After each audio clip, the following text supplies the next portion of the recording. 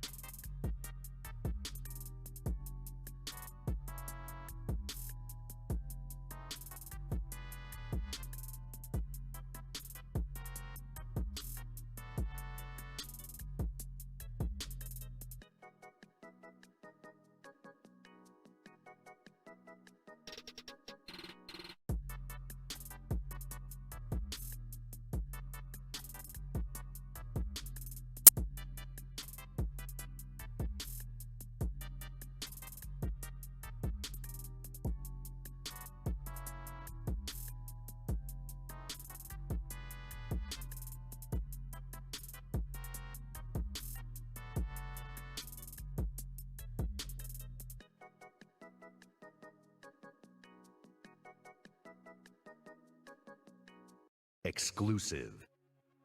Now comes the fun part.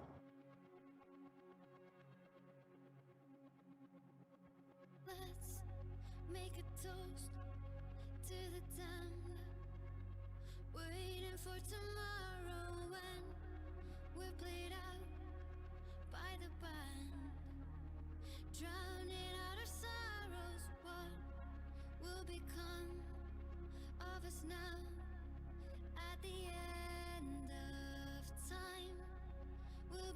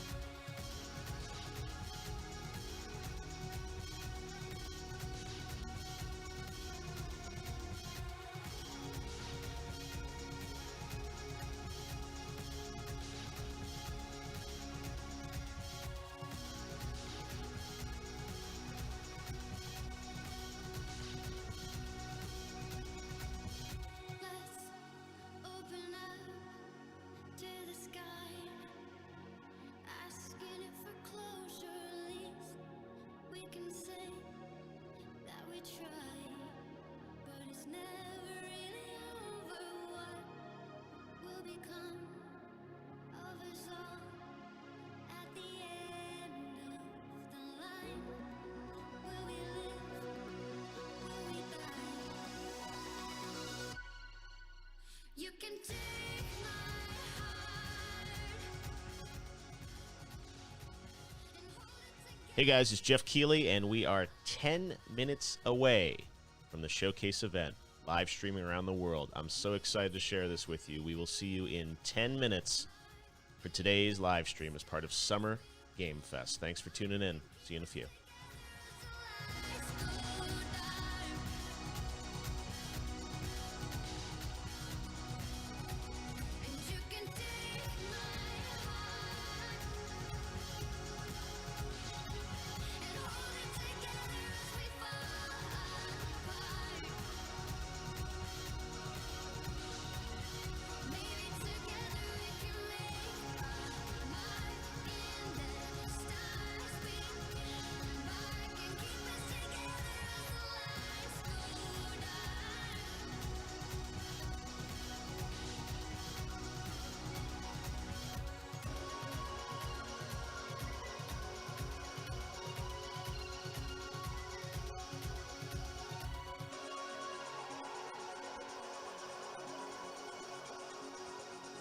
Did you like it?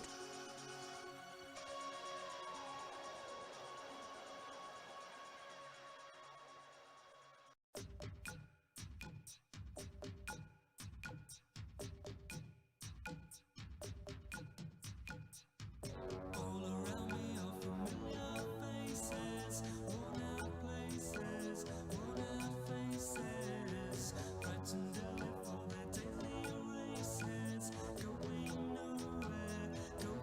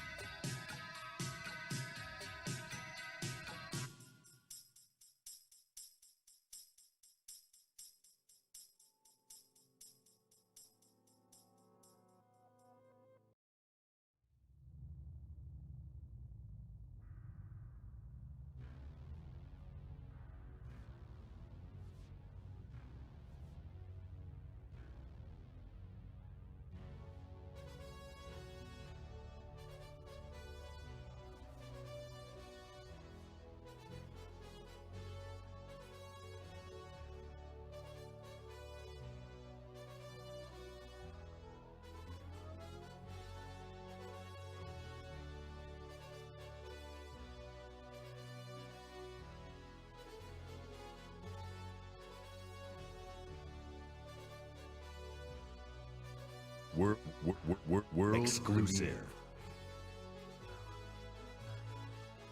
Today we prepared an exciting announcement for you all.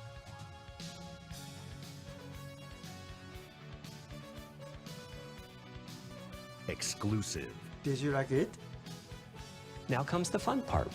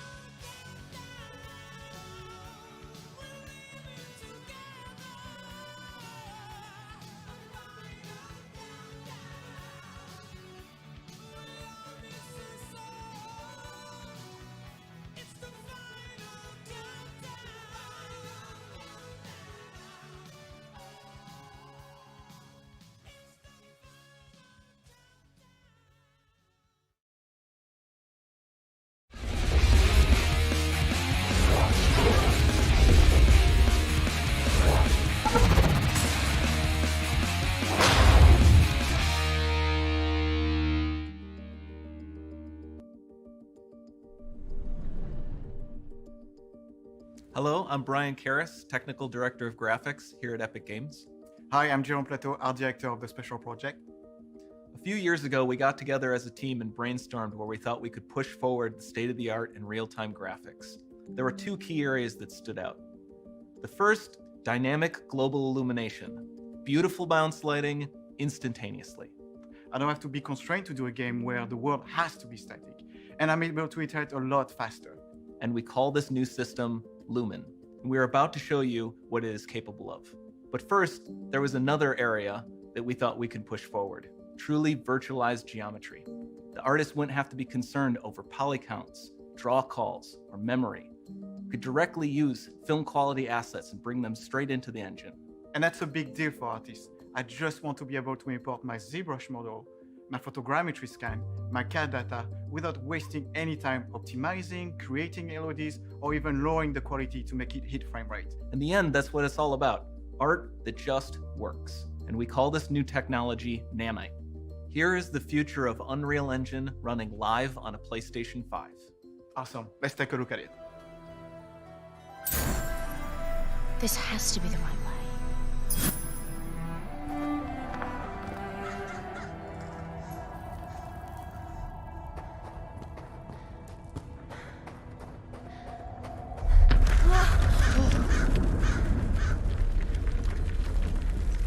Before we continue, let's stop a moment and take a look at some of the key features of this demo.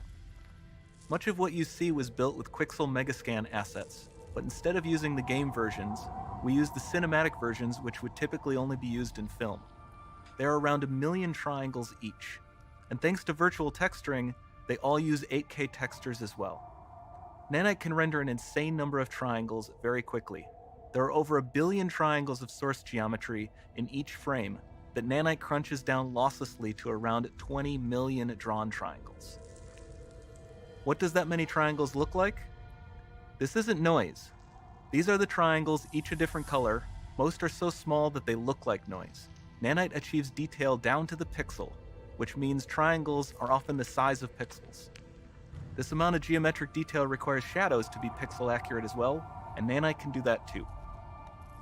Speaking of lighting, all of the lighting in this demo is completely dynamic. With the power of Lumen, that even includes multi-bounce global illumination.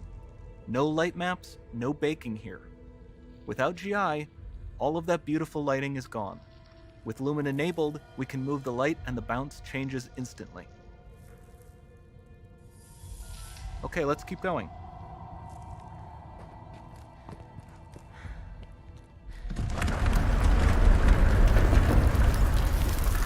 We've made some great additions to our audio system as well.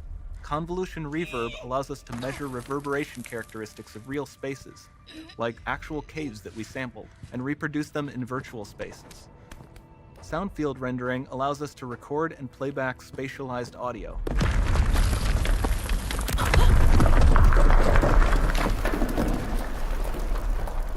All of this adds up to a more immersive experience.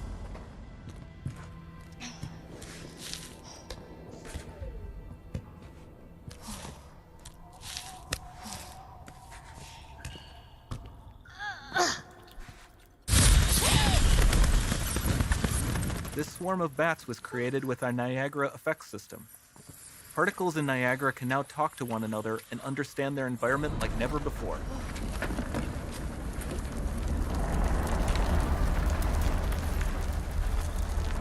We've also added a ton of new functionality to run fluid simulations like you see in the water below.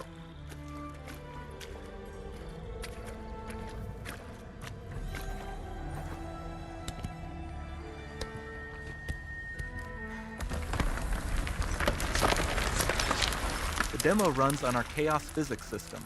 Here we are using it to accurately simulate the rigid bodies of the falling rocks and the cloth of her scarf.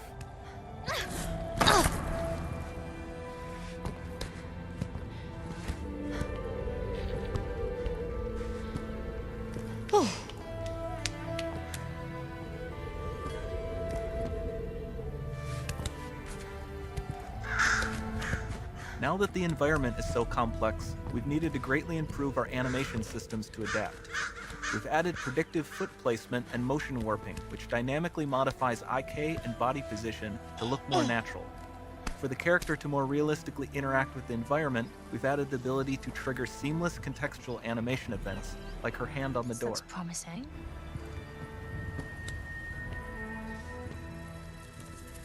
Dynamic GI is amazing, not just for speeding up iteration, but also for its impact on gameplay. Nice Any light looks. source can move while It still might having be. beautiful bounce lighting. Dynamic illumination means specular as well, which you can see on all the metal surfaces. You can even see the Niagara-powered bugs reacting to the light. Lumen not only reacts to moving light sources, but also changes in geometry.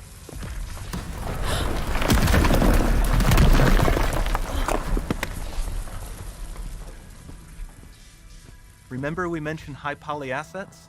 This statue was imported directly from ZBrush and is more than 33 million triangles.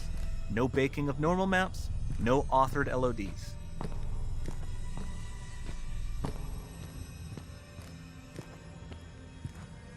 And we can do more than a single statue.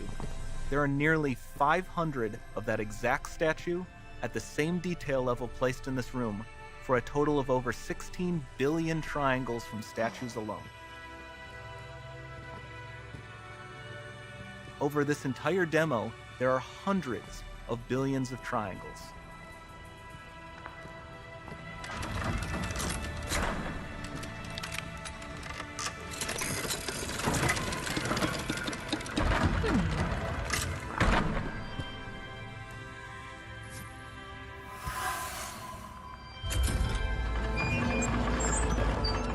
So with Nanite, you have limitless geometry, and with Lumen, you have fully dynamic lighting and global illumination, all running on a PlayStation 5.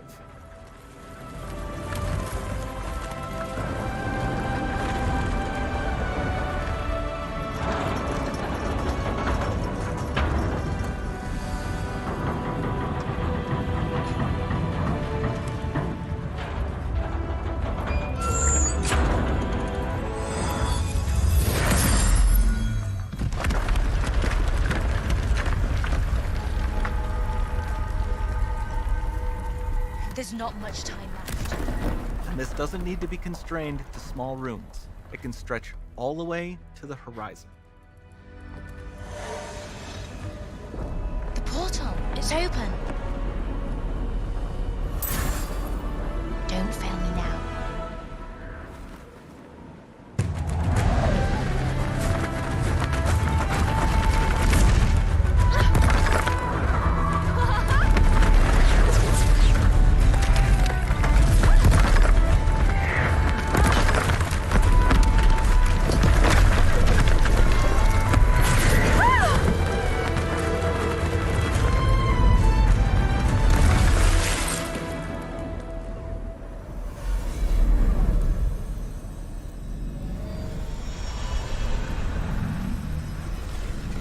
It's time to see what's next.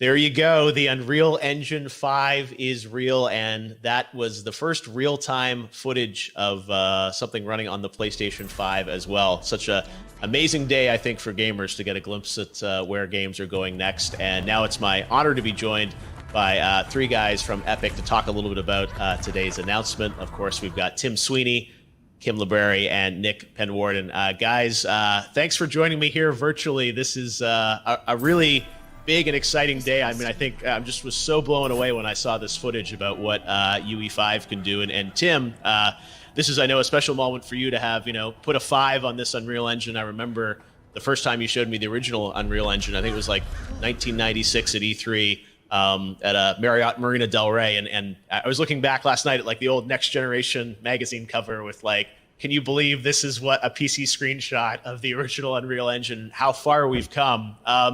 Tell me, I mean, this is a big moment for Epic, but what does this mean to sort of the company right now to be able to, debut the first PlayStation 5 footage, but also, introduce, a new numbered version of Unreal? Well, this really is a generational leap or more in technological capabilities. And the hardware that Sony is launching is absolutely phenomenal. Not only an unprecedented amount of graphics power, but also a completely new storage architecture that blows past architectures out of the water, and is far ahead of even the state of the art and the highest end PCs you can buy. And so, with Unreal Engine 5, we set out to build a new generation of technology that empowers creators to create photorealistic scenes that are indistinguishable from reality, and to do so with a very high degree of productivity. Right? I mean, there are two problems in game development. Right? One is the features needed to achieve complete realism. But the other big problem is just the cost and time it takes for an artist to create a major new piece of content for a next generation game. And so Unreal Engine 5 attacks both of those problems. We have the nanite system for virtual geometry, enabling sub-pixel geometry, which is imperceptibly different from the full high-quality assets, so the movie quality assets that were originally scanned. Also, the Lumen, the real-time global illumination system, not only to bring unprecedented quality and lighting to the environments, but also to free artists from having to worry about the details of lighting their levels, and make all of these trade-offs in static lighting versus dynamic lighting. And so we're really trying to empower developers here, and to enable developers to create a new generation of experiences that are both unbelievably realistic, but also economical and practical for them to create without having to have a 1,000-person team. Yeah, I mean, when you look at that footage, in 4K, I mean, just the level of detail is absolutely stunning. Kim, maybe you could break down a little bit of this, sort of visually what's happening that makes it look so incredible? Because I know you've got a couple of new systems that you're really proud of, and maybe talk about Nanite and what that is and how it works and how it's going to kind of shape games moving forward. Okay, so Nanite is a new geometry system for Unreal Engine that lets us get down to almost sub-pixel levels of detail on the screen. It's possible because we have a new generation of hardware that really allows us to put loads and loads of triangles at the screen. And we thought that we'd come up with a new technique that allowed us to be able to create content in a similar way to the way that they do on movies today. So in fact, when you look at that demo, all them assets, Nana is basically ingesting all the movie quality assets from Quixel to make that scene. And the artist doesn't even have to think about it. They can move rocks and mountains and statues wherever they want in the scene and not have to worry about triangle costs anymore. Lumen, the global illumination system that Tim mentioned, that just produces incredibly realistic and accurate bounce lighting. So wherever you place a light in the scene, its effect on the whole world is seen instantly by just moving things around. It's amazing. Yeah, when I saw that demo, I was just so blown away by the visual fidelity, and also I think how much felt, at least to me as an end user, how much felt that so much of the environment was streaming in real time in so much detail, especially that sequence where she's flying through the environment. Mark Cerny has talked a lot about PlayStation 5 and the incredible bandwidth it's going to have to move data from the SSD right onto screen. Nick, can you maybe talk a bit about how that's sort of manifesting itself in this demo? I assume some of those improvements in PS5 are enabling types of things that just weren't possible in previous generations. Yeah, so Nanite enabled the artist to build a scene with geometric complexity that would have been impossible before. There are tens of billions of triangles in that scene, and we simply couldn't have them all in memory at once. And so what we end up needing to do is streaming in triangles as the camera is moving throughout the environment. And the I/O capabilities of PlayStation 5 are one of the key hardware features that enable us to achieve that level of realism. Yeah, no, it's stunning to see that, and I think also the global illumination. I think people have heard that concept before, but now really manifesting sort of in real time in that environment with the flashlight or some of the other lighting scenes. Can you guys maybe break down sort of from the gamer perspective, like how games are going to change because of the full global illumination? Well, first of all, this enables a much wider variety of games to have very realistic responses to light. Everything from from large-scale open-world types of games, with day-night cycles, being seamless transitions from indoor to outdoor. It's it makes lighting one of the things that the developers don't have to worry about. And it's a freeing technology. Not only does it mean more real-time lighting in games, but it also means there's a large set of problems that were very tricky in the previous generation that developers just don't need to worry about. And so I think you're going to see a much wider variety of types of games, taking advantage of Lumen and taking advantage of Nanite. And one of the core elements of every new generation transition is new hardware capabilities with an order of magnitude improvement over previous generations enable entirely new types of games to develop. The Battle Royale genre didn't even take off until the current generation, where you finally had enough computing and graphics power to enable a 100-player game with very, very high fidelity encounters. This new generation of technology that we're building with Unreal Engine 5 and that Sony's empowering with PlayStation 5 will enable entirely new types of game experiences that we can't even anticipate yet. Yeah, there's been a lot of talk over the past couple of weeks about the next generation and kind of will the leap be as great as previous generations? What are the types of things we're going to see? I think this demo, at least to me, is the first kind of real-time example of something that really grabs me. And I just want to confirm, like, what we're seeing there, that's all, like, you can actually play that with a controller? Like, that's not kind of frame dumped or anything? That's actually playable? It's a fully playable demo, and Wow. We plugged in a recorder into the back of a PlayStation 5 dev kit and recorded the signal that came out over HDMI. So it's a totally live demo, and it's replayable, and it's a little bit different every time you play it. Wow. No, because I mean, that flight sequence, everything, that's what's so exciting to me is like, this is, real-time footage. So what do you guys think? I mean, when people say like, what is the leap of this generation going to be to sort of, previous generations from like PlayStation 3 to 4 or whatnot? Is it any different this time? Is it going to be greater, less, or we don't know yet? I think the sense of immersion, one of the great things about playing games is you can transport it to places that you could never go in the normal world. This level of lighting and detail really gets you to a point where you're feeling like you're inside a movie set. Things are so realistic. And it's gonna aid the storytelling. I think that the sense of immersion, the feeling a player gets from actually visiting a space will be much deeper than you've ever seen before. And the ability of the hardware and the engine to stream in massive amounts of content as you're going through a huge environment, I think that's going to have a much bigger impact on gaming than people are expecting right now.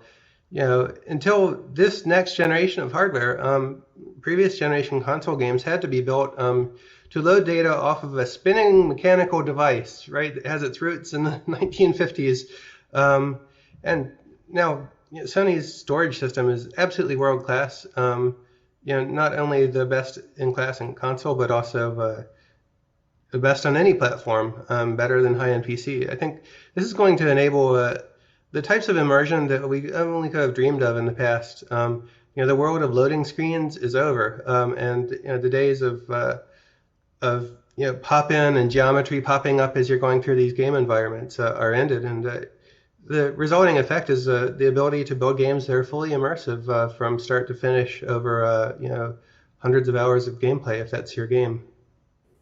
Yeah, no, incredible what I think this is going to enable. We've talked a lot about PS5. We know obviously Unreal Engine runs kind of across all platforms, including mobile and PC and Xbox, of course. What's your take on like what you're showing here? How is that going to scale to to other systems? Like this demo we're seeing, is that will that run on the Xbox Series X? Will it run on PC? How will it be different? Can you guys give us some context on that? Well, I mean, Unreal Engine 5 is going to run across all of our supported platforms, next generation console, current generation consoles, as well as mobile devices. One of the key features that we've been working on is being able to build content once and deploy it across devices.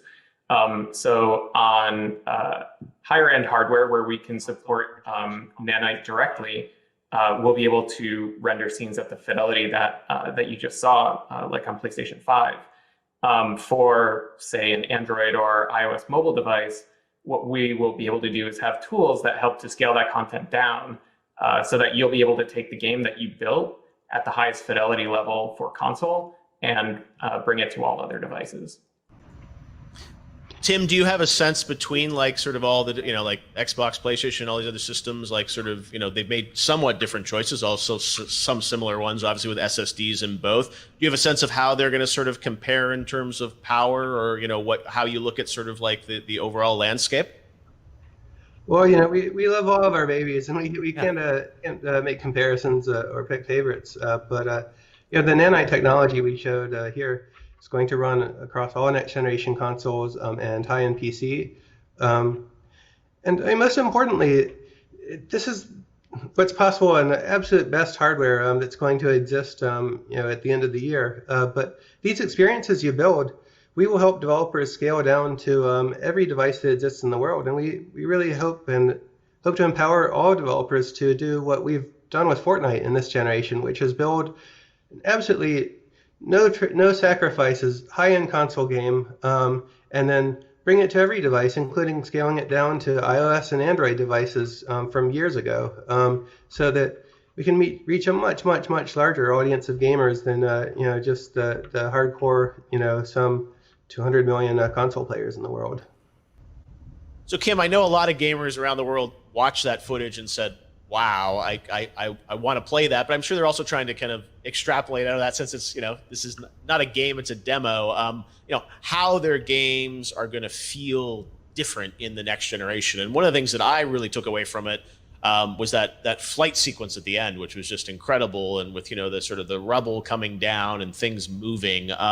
Could you maybe talk about sort of how the game experience might change with UE5? Sure, it's going to look visually more beautiful, but how is it going to play different?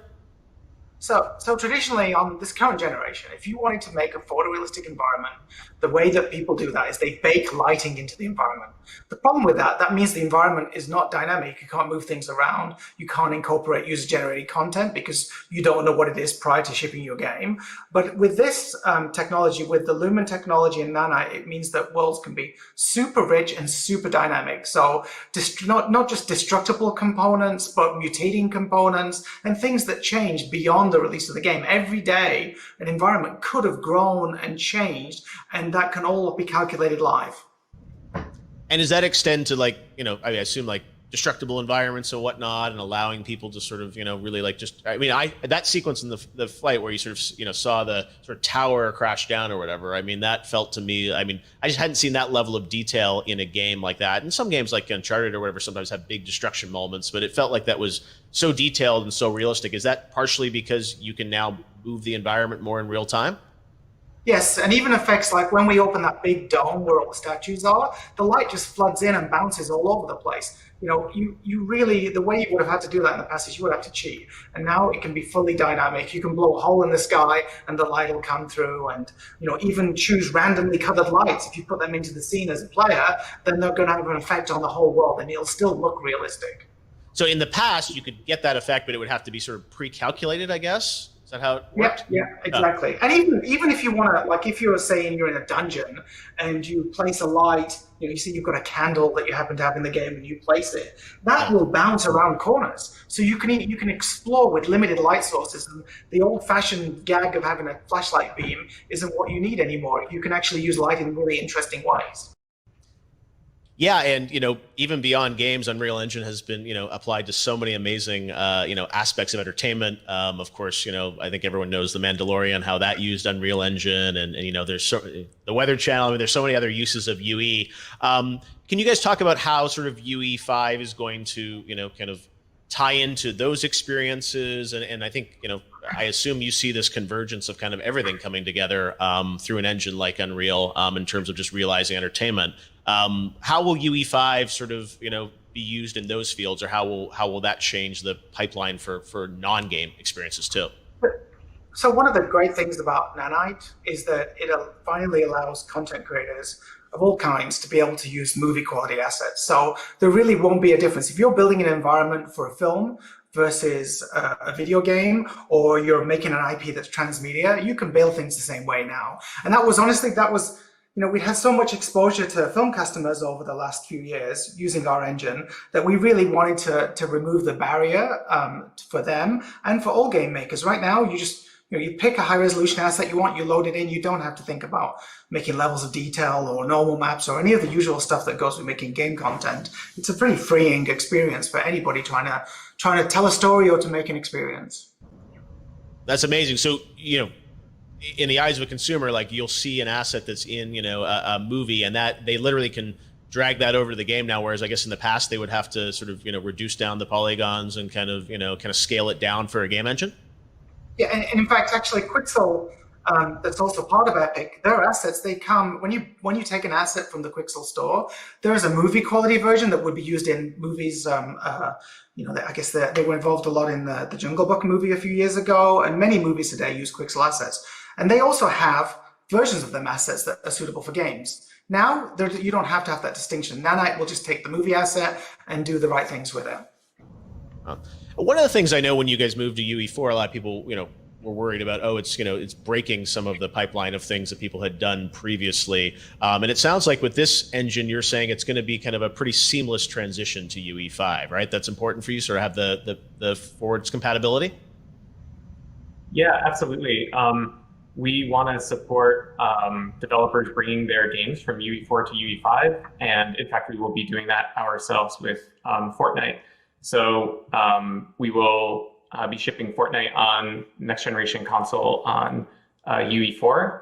And then next year, we will be bringing Fortnite to UE5 as well. So we'll be testing out that experience of bringing a game along from UE4 to UE5 and making sure the transition is manageable. Wow. Yeah. Fortnite obviously is such a phenomenon, as you mentioned earlier, Tim, with, battle royales. But also I feel like, Fortnite has turned into, really kind of this metaverse-like platform where we're seeing kind of different experiences powered by Unreal. And I was wondering if you guys could talk a bit about that, because I look at, the Travis Scott concert and I see that as an amazing experience, but it sort of was an interactive music video in a way. And then, you watch the YouTube video for his new song, it's actually, just what was in Unreal. How do you see all the sort of worlds of entertainment combining, Tim, longer term? And obviously, based on what Kim was saying, it's now going to be even easier, I guess, for the assets to move. But from an experience standpoint, do you see kind of a blending of games with more traditional entertainment powered by Unreal? Yeah, absolutely. All of these worlds are colliding right now in real time. We're seeing the sort of film production that's being done on The Mandalorian and other projects all around Hollywood, film and television. Being able to move directly to games in the future. Right now we've brought Marvel content into Fortnite and Star Wars content into Fortnite, and each of those processes started with rebuilding their movie quality assets for real time, using our tools. But in the future, this is going to be an exercise to build every asset exactly once and then deploy it everywhere. And the future isn't just going to be about Unreal Engine serving a bunch of separate markets. We're helping architects visualize their creations now, and that's awesome. We're helping film and television makers, virtually produce their work in real time, with actors in front of and actresses in front of cameras and big LED screens instead of green screens, and it's making the production process much more efficient, real time, and higher quality. But in the future, all of these assets are going to come together, and Epic's not going to just play a role in supplying creation software to all of these different industries. We're going to help everybody reach consumers with real-time 3D content. When General Motors released their Corvette car configurator for the 2020 Corvette, it was powered by Unreal. It was running in the cloud, and you could go there and you could configure your car right then. But that was disconnected from the rest of the gaming world. The next step with all of those types of experiences is to enable them to author that content for all their internal work, whether you're designing a home for a customer as an architect, or you're designing a car, or you're building a television series. We want the next generation of these experiences to be bringing all of those assets directly to gamers in a fun way, deploying them into Fortnite and every other Unreal Engine license-use games, being able to reach a vast consumer audience that way, right? It's like it's like the transition that the world went through in the early days of the internet, and then social media. For a while it was just companies talking to customers one-on-one, and now you have the ability to reach customers directly through your Facebook page or your Twitter page, your Twitter account, anything like that. But the next generation of these experiences is not just text and video. It's real-time 3D. It's a social experience where players are together with all of their friends and experiencing all of these companies' content together in real time. And it's a world that's not going to be powered by advertisements that pop up and annoy you. It's a world that's going to be powered by awesome content that these companies make available to power your entertainment experiences. And we're blazing this path to some extent with Fortnite, but there will be a lot of other games heading in this direction, a lot of them powered by Unreal Engine. And I think this is the next step in the entire digital content industry, not just gaming, but the whole thing.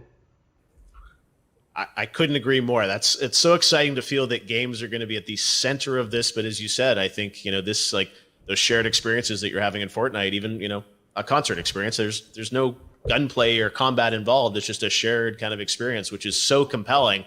And as you said, powered by Unreal. And then when you think of, as you said, those movie assets and all the other assets coming together in a world, it's really exciting. One thing I wanted to ask you about was the content creation path, because we've seen a lot, especially in Fortnite with, creative mode and a lot of, fans of Fortnite starting to build levels. And obviously UE, you guys, I think have, really focused on kind of making it accessible, lowering the royalty rates for kind of, upstart developers. Can you maybe talk a bit about sort of the, your vision of kind of how easy it is to, build something in Unreal? I mean, are we going to get to a level where it is sort of like a Photoshop where you can kind of just jump in and build a game, or what is that barrier to entry going to go down in the next generation?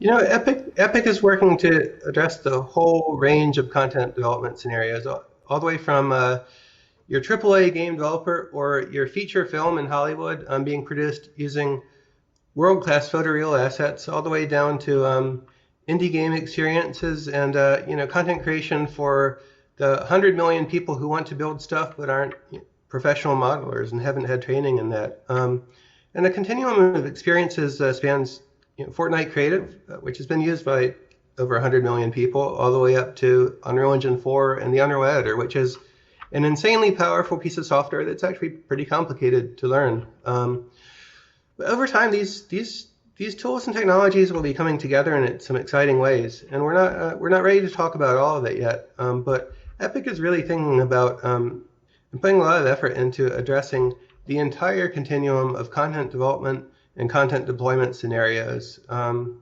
We feel that the state of the world is a little bit broken right now. If you look at the app stores on smartphones, you have 250,000 games, each competing for the top 10 charts, where virtually all of the sales occur. And you have a small number of winners and a whole lot of losers in that way. And it's not a fair situation for game developers. And you have a lot of amazing games that just get lost because they haven't been discovered. More and more we want to enable content creators to reach the audiences within existing games.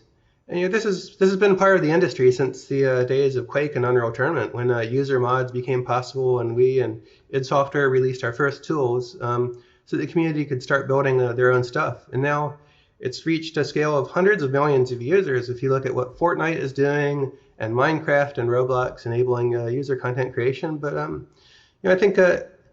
I think right now you have two separate worlds, right? You have the professional tools of Unreal Engine and Unity, and then you have the tools for the masses in Fortnite, Minecraft, Roblox, and they're really not connected anymore. They're not connected at all. And the next step is to cross over and to enable all of the content tools to reach all of the customers and all of the ways that they play games. And this is something that we're thinking a lot about, and we'll be doing a lot of work on in the coming years. It's awesome to hear.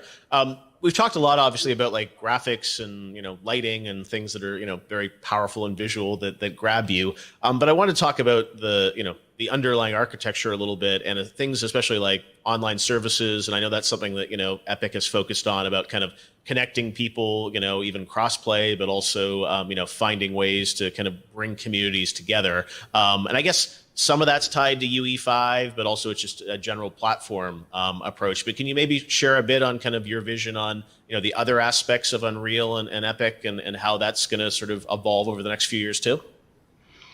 Oh, sure. Today we're showing Unreal Engine 5 for the first time, but we're launching the Epic Online services to all developers in the world across 5 platforms right now, and you can download the Epic Online Services SDK and use it right away.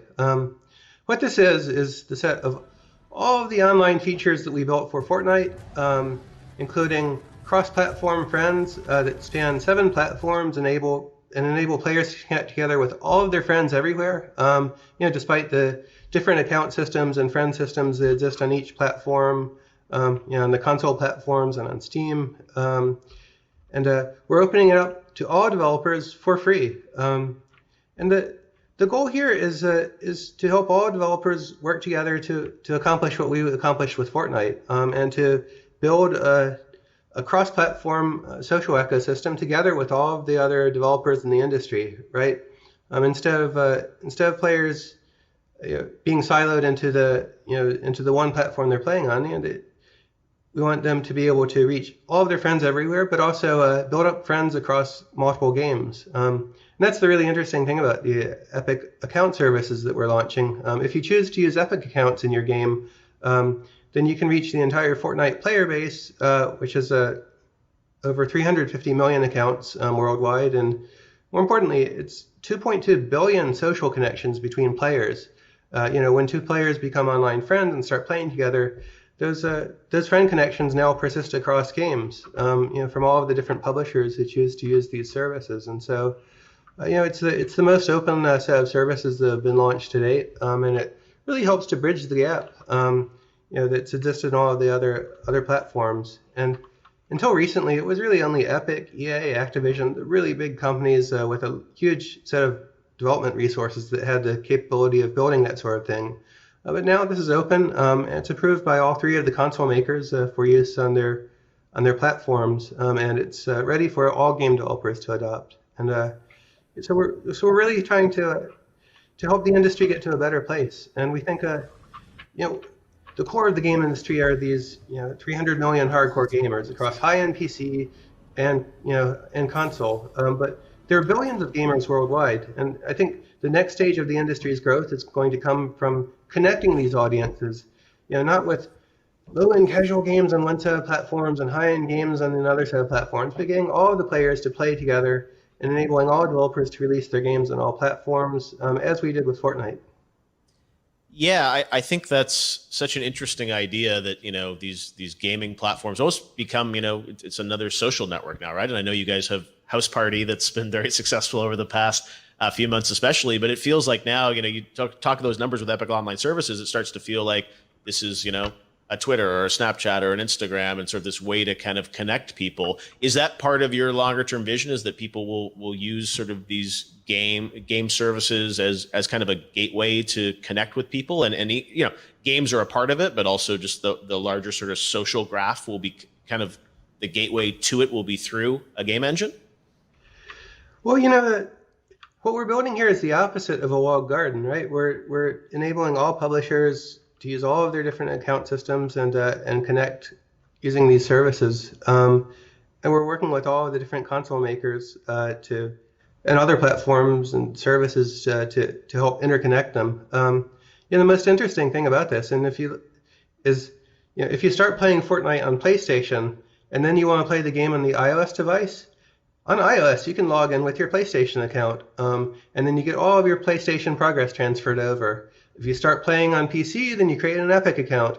Then if you go to Xbox, then you can log in with your Epic account on your Xbox. And so this isn't a walled garden. Rather, it's an attempt to connect all of the different services, some of which have different degrees of openness. And I think that's really going to be freeing for the industry. It's going to mean that everybody can talk to everybody else, and there's no one company controlling the whole thing. Rather, it arises as a result of the cooperation between all of the different companies in the ecosystem, who finally realize that they can grow better and build better businesses if, instead of trying to let players into their platforms, they enable their players to connect with all of their friends across all platforms.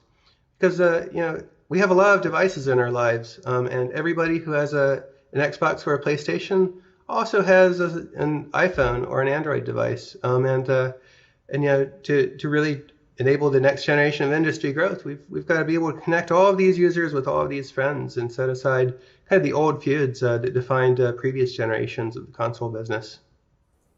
So with everything you're describing, I think of, a show like The Mandalorian, which, we all watched and loved, but all those assets are there. I mean, nothing prevents them now from building kind of an interactive experience, I guess, around that they could power with something like Unreal. And, maybe it's a game, but maybe it's just sort of this shared experience. And it feels like, the visual fidelity now that these next-gen consoles will bring. I mean, based on what you were saying, Kim and Nick, it's like, are things going to look just like movie visual effects? Like, what are the things that I guess real-time games can't do still that we get to see in some of these other shows? I think we're getting much closer on this generation to get to the point where you're not going to be able to tell the difference between a virtual world and a real world. There's still, physical phenomenon, big, massive explosions, and waves crashing on a beach. I think they're still probably one generation off before they're perfect, but we're getting closer and closer. And one of the coolest things that we've seen with the advent of shows like The Mandalorian starting to use the engine is they're beginning to understand that a game engine isn't just about rendering pretty real-time pixels. They're understanding that game engines, especially Unreal, is built for building these very immersive simulated worlds. So we're seeing people say they've got a car chase in their TV show that they're trying to make, then they'll actually drive cars with steering wheels and joypads to race against each other and then film that after the fact. So it's starting to become very almost like very Matrix way in the way that they're using simulation for cinematic content creation. And I think that's just going to get more and more common. And as they start to rock the potential of what real-time interactive entertainment is about, I think you're going to see traditional storytellers making the move into video games, and I think and backwards and forwards. I think you're going to see this very, very fuzzy world where it's just entertainment. You're building an IP. It can be a game. It can be a TV show. It can be all of these things, and it's going to be a pretty exciting decade. And I'm sure some people saw that, the showcase that you guys just showed, the demo, and everyone's like, I want to play that game. But we should clarify that's not a game, I don't think, right? It's just a tech demo? It's a tech demo. Yes, okay. Yes. We feel it's the best way to present, especially something that was built for the Game Developer Conference, is to show something within the context of gameplay. So, and it also means, we wanted to improve some animation systems in the engine. So it was much better to actually have a world that you can walk through, play, jump, whatever. Keeps it real, or unreal in this case. I was going to say. It's real gameplay. That's what we like to see, is that people can actually play through that. And again, it just blows me away when you see that final sequence at the flight, and that's the kind of thing that I think we've all been waiting for, is to see that glimpse of where games are going next. So it's really exciting to see how you guys keep pushing the technology to the next level with UE5. And I know it's going to be next year, you say. So we'll see some next gen games this holiday shipping on brand UE 4.25, I think, right? And then next year is when we'll see UE5. Is that right? Yeah, that's right. We're planning on having a preview of UE5 available early next year, and then shipping the full 5.0 later in the year. Yeah, and I imagine characters will also improve. I know you guys have done a lot of work there with sort of character technology. We already talked about with Nick, the idea of streaming more into the environment. No load times, as Tim mentioned. I mean, these are other things that I guess are going to sort of impact the game experience. But are there other dimensions that you think the next generation will sort of evolve to with UE5? I mean, I think the character stuff feels like, to me, another area where we're not quite the same as movies yet in terms of character technology, but I'm sure you guys are pushing on that too. I'm very confident. Oh, sorry, go ahead, Tim. This is just the tip of the iceberg here. We've shown digital humans technology in the past, but Epic and the 3 Lateral team that recently joined us are going to be pushing that to entirely new levels, not just in graphics fidelity, but also in productivity for content creators, so that a developer without a huge budget can build digital humans that are world class. We have a lot of investments going on that you'll hear about over the coming months and over the next year. Also at the core of this, this isn't a big open world demo, but open world technology and enabling worlds without bounds is the key initiative that's uniting all of this. Virtualized geometry is one part of it. Global illumination with Lumen is another part of it. But ultimately, this comes together to empower huge streaming seamless environments, and that creates an entirely new direction for games to go. And remember, this is not just a graphics engine, right? It's a full simulation engine. It aims to power every aspect of simulating a realistic environment, including very detailed physics, and vehicles, and collision and destruction, and everything else. I think you'll see a qualitatively different set of games built for the new generation than what we have here. And it's going to be very exciting because we don't yet know exactly what they're going to be. And how does you guys mentioned Fortnite moving to UE5 next year? Like, I mean, how is this going to impact Fortnite? Do you think in terms of like the game, with UE5? Sure, you don't want to spoil much, but it's like just technically, sort of like, is that going to enable the game to evolve too? Well, it puts a vast amount of additional new power in the hands of all of the creators who build Fortnite, both within Epic and the 100 million or so outside of Epic. Yeah. It's going to be very interesting to see where this enables the game to go in the future. I think what we have now is a very, very small fraction of what the game will be in the future, and it's going to be very exciting to see the Fortnite team evolve it and have all of this new power in their hands. When I see it as, it's a game, but it also feels like a platform in a way that it's enabling, these other, there's battle royale game, but there's creative, and obviously we've started to see, other experiences with music artists and whatnot around it. So it feels like it is this, this beachhead to sort of a bunch of other content. Is that how you view it? As sort of this, sort of this?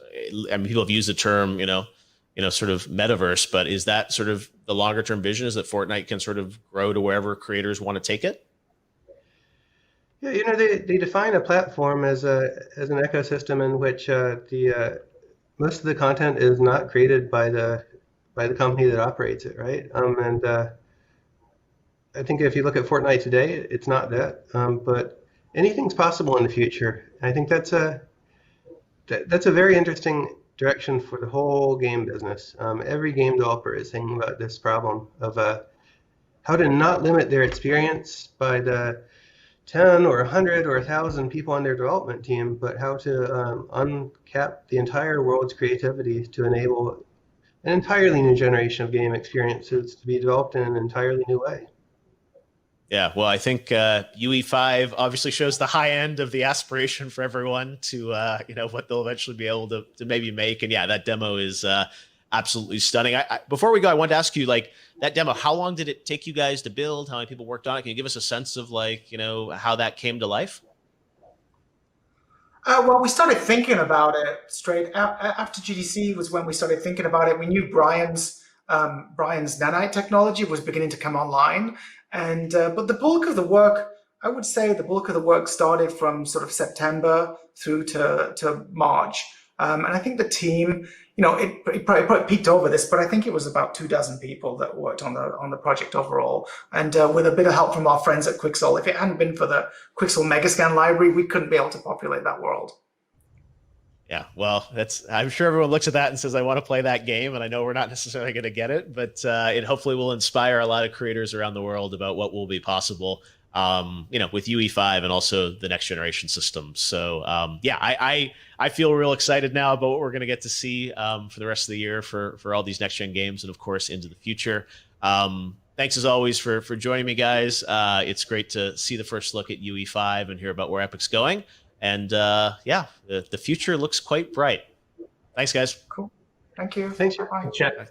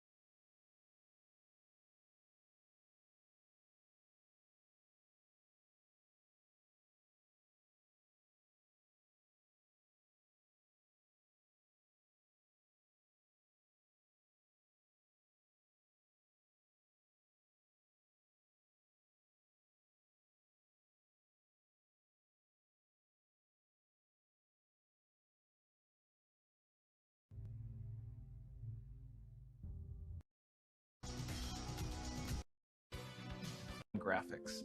There were two.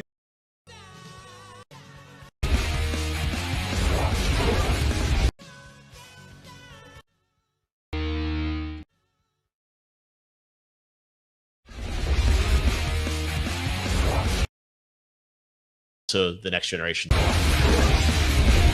It's great to see the first look at UE5. Thanks, guys. Cool. Thank you. Thanks.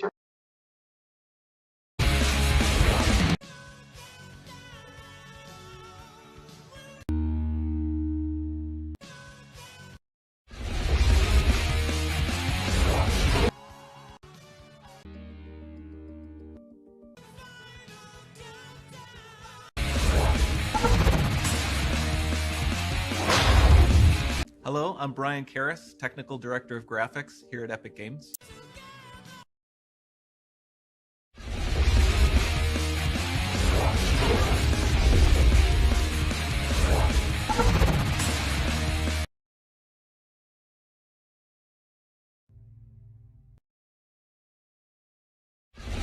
Hello, I'm Brian Karras, Technical Director of Graphics.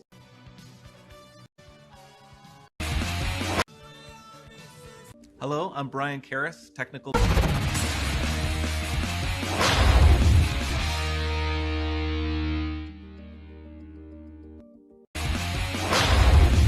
We couldn't be able to populate that.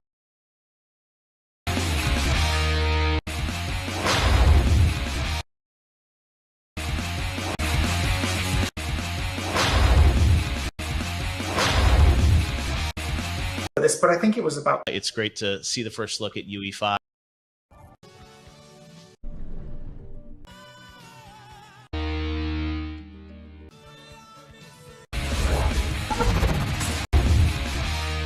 There were two key areas that stood out. The first